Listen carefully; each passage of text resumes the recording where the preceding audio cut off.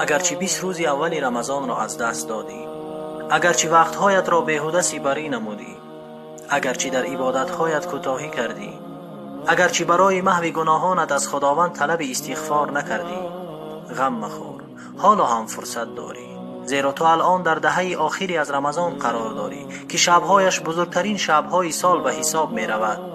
در این شبهای مبارک دعا را بیشتر نما و خالصانه به خداوند روی آور. التماس کن تا دعایت را قبول نموده گناهانت را مغفرت کند و همیشه این دعا را تکرار کن: اللهم انك عفو كريم تحب العفو فاعف عني. اللهم انك عفو كريم تحب العفو فاعف عني.